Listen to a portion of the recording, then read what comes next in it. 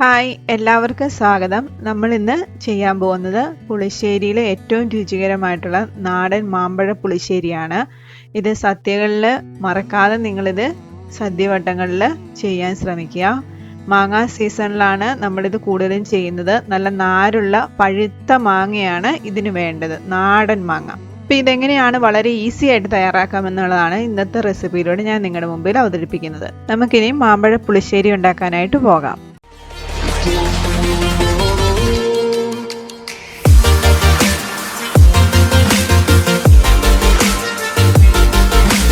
അടുപ്പത്തൊരു മൺചട്ടി എടുത്ത് വെച്ചിട്ടുണ്ട്. അതിലേക്ക് നമ്മൾ നാരുള്ള നല്ല പഴുത്ത മാങ്ങ 6 നമുക്ക് ഇട്ട് കൊടുക്കാം. തൊലി കളഞ്ഞത് കേട്ടോ, നാടൻ മാങ്ങയാണ്. ഇതിലേക്ക് കുറച്ച് പച്ചവെള്ളം 3/4% വരെ നമുക്ക് ഒഴിച്ചു കൊടുക്കാം. ആവശ്യത്തിന് 1/4 ടീസ്പൂൺ മഞ്ഞൾപ്പൊടി, ആവശ്യത്തിന് ഉപ്പ്, 1/4 ടീസ്പൂൺ മുളക് പൊടി. ഇനി ഇതിലേക്ക് 4-5 പച്ചമുളക് കീറിയിട്ട് കൊടുക്കാം. എന്നിട്ട് അടച്ചൊരു 10 മിനിറ്റോളം നമുക്കൊന്ന് വേവിച്ചെടുക്കണം. ആദ്യം നമുക്ക് ഇത് കഴിഞ്ഞിട്ടൊന്ന് ഇളക്കി കൊടുക്കണം. അടി പിടിക്കാതിരിക്കാൻ വേണ്ടി ഇടയ്ക്കൊന്ന് ഇളക്കി കൊടുത്തേക്കണം കേട്ടോ. ഒരു മീഡിയം ഫ്ലെയിമിൽ വെച്ച് നമുക്കൊന്ന് അടച്ചു വെച്ച് വേവിക്കാം. അപ്പൊ ഇതെല്ലാം അതിലൊന്ന് മാങ്ങയെ പിടിച്ചു വരട്ടെ. ഇടയ്ക്കൊന്ന് തുറന്ന് ഇളക്കി കൊടുക്കണം, അല്ലെങ്കിൽ ചട്ടിയുടെ അടിയിൽ ഈ മാങ്ങ പിടിക്കാൻ ചാൻസ് ഉണ്ട് കേട്ടോ. ഇനി നമുക്ക് ഒരു മുറി തേങ്ങയും ഒരു 5-6 തേങ്ങാപ്പൂളും എടുത്തിട്ടുണ്ട്. ഇത് മുഴുവനെങ്കിൽ പൂളി എടുത്തോണ്ട് വരാം. പൂളി എടുത്തോണ്ട് വന്നിട്ടുണ്ട്. ഇനി ഇതിലേക്ക് ഒരു വെളുത്തുള്ളി, 5 പച്ചമുളക്, കുറച്ച് ചുവന്നുള്ളി, കറിവേപ്പില.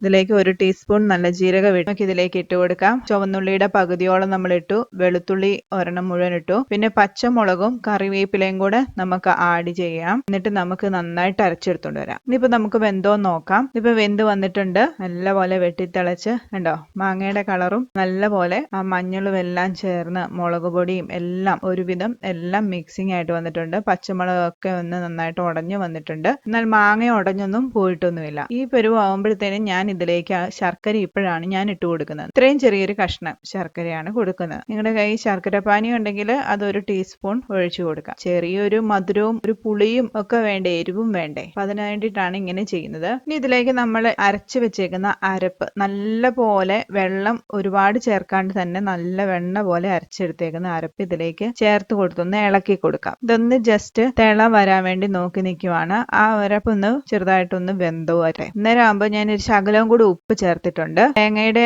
ഇതിന് വേണ്ടിയിട്ട് അരപ്പിനും കൂടിയുള്ള ഉപ്പ് ഞാൻ ചേർത്തിട്ടുണ്ട്. ഇടയ്ക്ക് ഉപ്പ് ഒന്ന് നോക്കിയേക്കണം കേട്ടോ. ഇപ്പോൾ തന്നെ കറിക്കൊരു ആവശ്യത്തിലേറെ തിക്നെസ് വന്നിട്ടുണ്ട്. ഇനി ഇതിൻ്റെ അകത്ത് നമുക്ക് മറ്റൊരു സാധനം കൂടെ ചേർക്കണം. ഇതാണ്, അതായത് 1 കപ്പ് തൈര്. അത് നന്നായിട്ട് മിക്സിയിൽ കട്ടിയുള്ളതാണെങ്കിൽ ഇത് അടിച്ചെടുത്തിട്ട് ഇതിലേക്ക് ചേർത്ത് കൊടുക്കുക. അപ്പൊ ഈ തൈരിന്റെ പുളിയും എരിവും ശർക്കരയുടെ ആ മധുരവും മാങ്ങയുടെ ആ പുളിയും മധുരവും എല്ലാം കൂടി ഇതിലേക്ക് വേണം. തീ ലോ ഫ്ലെയിമിലാക്കിയിട്ടുണ്ട്. ഇനി തിളയ്ക്കാൻ പാടില്ല കേട്ടോ. ഇതിന്റെ ഒന്ന് ഇളക്കി കൊടുത്തിട്ടുണ്ട്. ഒന്ന് ചൂടായി വന്നാൽ മാത്രം മതി. നിങ്ങൾക്ക് തൈരിന്റെ അളവ് അത് കൂടുതൽ വേണമെങ്കിൽ ഒഴിക്കാം കേട്ടോ. പുളി കൂടുന്നതനുസരിച്ച് പുളിയുള്ള തൈരാണെങ്കിൽ കുറച്ച് ഒഴിച്ചാൽ മതി. പുളി ഇല്ലാത്ത തൈരാണെങ്കിൽ ഇത്തിരി കൂടുതൽ ഒഴിക്കേണ്ടി വരും. തിളയ്ക്കുന്നതിന് മുന്നേ തന്നെ നമുക്കിതൊന്ന് ഓഫ് ചെയ്യണം. അങ്ങനെ മാമ്പഴ പുളിശ്ശേരിയുടെ വേവ് ഏകദേശം പൂർത്തീകരിച്ചിട്ടുണ്ട്. ഇനി നമുക്ക് ഇതിലേക്ക് വറവൊന്ന് റെഡിയാക്കേണ്ടതുണ്ട്. ഇതൊക്കെ ഇഷ്ടപ്പെട്ട് കഴിഞ്ഞ് കഴിഞ്ഞാൽ ലൈക്ക് ചെയ്യുക, ഷെയർ ചെയ്യുക, അതുപോലെ തന്നെ കമന്റ് ചെയ്യുക. നിങ്ങൾ ആദ്യമായിട്ടാണ് ഈ വീഡിയോ കാണുന്നതെങ്കിൽ സബ്സ്ക്രൈബ് ചെയ്യാനും മറക്കരുത്. ഞാൻ ഇതിന്റെ ഉപ്പൊക്കെ ഒന്ന് നോക്കട്ടെ. പുളിയും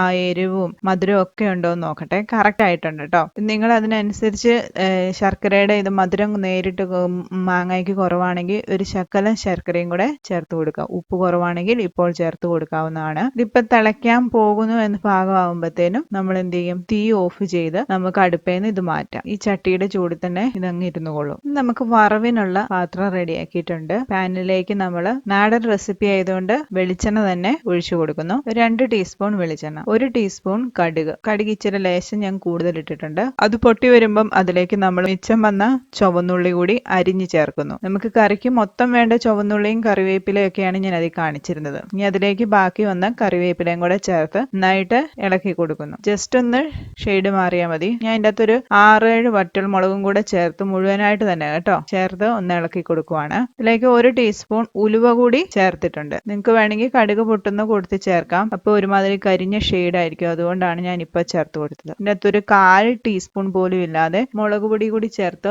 ജസ്റ്റ് ഒന്ന് ഇളക്കി കൊടുക്കുന്നു. തീ എളുപ്പം തന്നെ നമ്മൾ ഓഫ് ചെയ്യുന്നു. നമ്മുടെ വറവ് നമ്മുടെ മാമ്പഴ പുളിശ്ശേരിക്കകത്തോട്ട് ഒഴിച്ചു കൊടുക്കുന്നു. ചെറിയ ശബ്ദമൊക്കെ കേൾക്കും. ഇപ്പം എല്ലാം കൊണ്ടും മാമ്പഴ പുളിശ്ശേരി റെഡി ആയിട്ടുണ്ട്. സദ്യവട്ടത്തിലൊക്കെ ചേർക്കാൻ പറ്റിയവനാണിവൻ. കുറച്ചു നേരം ഒരു 3 മിനിറ്റ് അല്ലെങ്കിൽ ഒരു 2 മിനിറ്റ് ഒന്ന് അടച്ചു വെച്ചേക്കുക. ഇതിനുശേഷം തുറന്ന് നോക്കിയിട്ട് നമുക്കിതൊന്ന് ഇളക്കി കൊടുക്കാം. ഇത് ഇഡ്ഡലിക്കും ദോശയ്ക്കും ഒക്കെ കഴിക്കാൻ നല്ല ഒരു സംഗതിയാണ് മാമ്പഴ പുളിശ്ശേരി. ചൂട് ചോറിന്റെ കൂടെ കഴിക്കാൻ അത്യുത്തമം. അപ്പൊ മാമ്പഴ പുളിശ്ശേരി റെഡി ആയിട്ടുണ്ട്. അപ്പൊ ഈ ഓണത്തിന് നിങ്ങൾ തയ്യാറാക്കുമല്ലോ. നല്ല ടേസ്റ്റി ആയിട്ടുള്ള എരിവും പുളിയും മധുരവും ഒക്കെ ചേർന്ന മാമ്പഴ പുളിശ്ശേരി.